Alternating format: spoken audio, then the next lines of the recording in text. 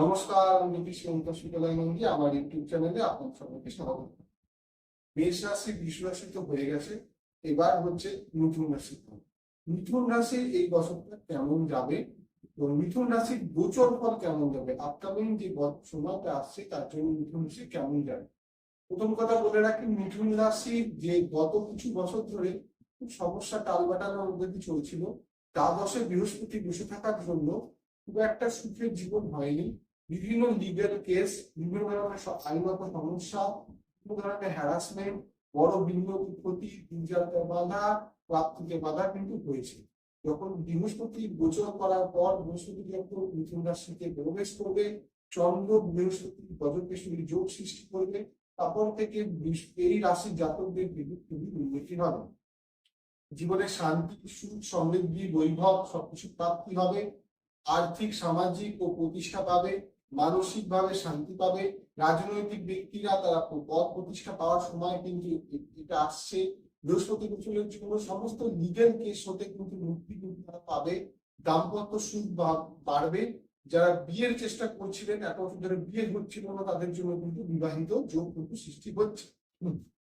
তাছাড়া বলে রাখি, মিথুন রাশি জাতকদের বৃহস্পতি গোচরের ফলে তাদের আর্থিক ভাবে উন্নতি হবে, নতুন ব্যবসা শুরু করার জন্য ভালো।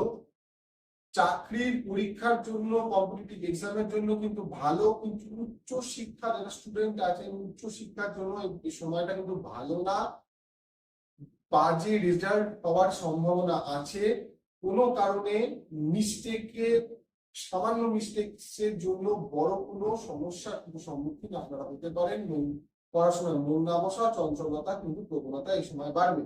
যাদের বিবাহিত, যাদের সন্তান আছে, তাদের সন্তান সমস্যা হতে পারে। সন্তানের দুশ্চিন্তার কারণে কোনো ধরনের সমস্যা কিন্তু বৃদ্ধি হতে পারে।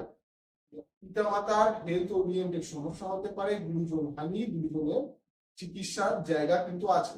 তাছাড়া যদি এই রাশির জাতকদের বলি, রাশির জাতকরা কিন্তু তারা নিজস্ব হেলথের উপর কনসাস থাকুন।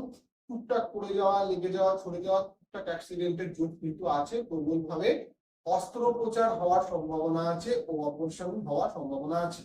তাছাড়া বলে রাখি, বিদেশ যাত্রার জন্য এই সময়টা ভালো। দূরে গিয়ে ব্যবসা, দূরে গিয়ে চাকরির জন্য অত্যন্ত ভালো। চাকরির জন্য যারা চেষ্টা করছেন, বাইরে চাকরির চেষ্টা করুন, তারা চাকরি পেয়ে যাবে। সরকারি চাকরির প্রবণতা কম, প্রাইভেটে ভালো পোস্টের উন্নতি, পদ উন্নতির সম্ভাবনা কিন্তু আছে এই রাশি জাতকদের। যারা দূরে ট্রান্সফারের চেষ্টা করছেন তাদের জন্য কিন্তু ভালো। যারা দূর থেকে সামনে বাড়ি পাঠানোর চেষ্টা করছেন, এই রাশি জাতকদের কিন্তু এই সময় সমস্যা হতে পারে। তাছাড়া বলে রাখি, যারা নতুন কোনো ইনভেস্টমেন্ট করতে যাবেন বছরের শেষের দিক থেকে তাদের জন্য ভালো হবে। আবার 2026 সালের মাঝে সময়টা কিন্তু ভালো না। এটা হচ্ছে এই বছরে এই আপকামিং বাংলা ইয়ারটা যে কেমন যাবে তাদের জন্য এটা তাদের দরকার।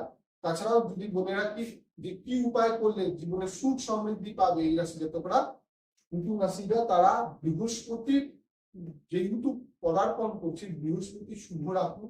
যে কোনো শুভ কাজ যাওয়ার আগে মিষ্টি খান। এবং অবশ্যই এই রাশি জাতকরা একটা কাজ করবেন, যে কোনো কাজ করে বাড়ি ফেরার সময় কোনো খালি হাতে বাড়ি ফিরবেন না। মিষ্টি, চকলেট, লজেন্স, সামান্য হলেও লজেন্স আনার চেষ্টা করুন। মিষ্টি জাতীয় দ্রব্য সর্বদা কিনে আনবে। যে কোনো শুভ কাজ, যে কোনো শুভ আঙ্গিকে আপনি বাইরে যাচ্ছেন, ইন্টারভিউর জন্য যাচ্ছেন, প্রথম দেখার সঙ্গে দেখা করার জন্য যাচ্ছেন, প্রেমের জন্য যাচ্ছেন, বা বিয়ের জন্য ঠিক করতে যাচ্ছেন, যা কিছু করে যাচ্ছেন না কেন, আপনারা কিন্তু আসার সময়, বাড়ি ফেরার সময় মিষ্টি কিনে আনুন, মিষ্টি জাতীয় দ্রব্য কিনে আনুন, চকলেট কিনে আনুন, লজেন্স কিনে আনুন, তাহলে কিন্তু আপনাদের ভালো হবে। তাছাড়াও এই রাশির জাতকরা শনি এবং রাহুর উপায় করুন। শনি এবং রাহুর দয়া আপনাদের কিন্তু জীবনে উন্নতি হবে। শনির জন্য কি করবেন? রিং ক্লিং শনিশ্চরায় এই মন্ত্রটি ডেলি 28 বার করে পাঠ করুন। এবং রাহুর জন্য আপনারা কি করবেন? ওই রিং ক্লিং ওম রাগ রিং হোম স রাঘবে নমঃ, ওম রাগ রিং হোম স রাঘবে নমঃ, এই মন্ত্রটা রোজ 28 বার করে পাঠ করুন। হাতের মধ্যে লাল সুতো পরার চেষ্টা করুন। এতে মিথুন রাশি জাতকদের ভালো হবে, শুভ হবে, উন্নতি হবে। এই বলে আমি আজকে আমার এই ভিডিওটা এখানে শেষ করছি। যদি আপনাদের পছন্দ হয়ে থাকে আমার ভিডিও লাইক করুন, কমেন্ট করুন, শেয়ার করুন, আরো ছড়ান। এবং আমার কমেন্ট বক্স খোলা আছে আপনাদের মতামত জানার জন্য। হরি ওম, নমস্কার।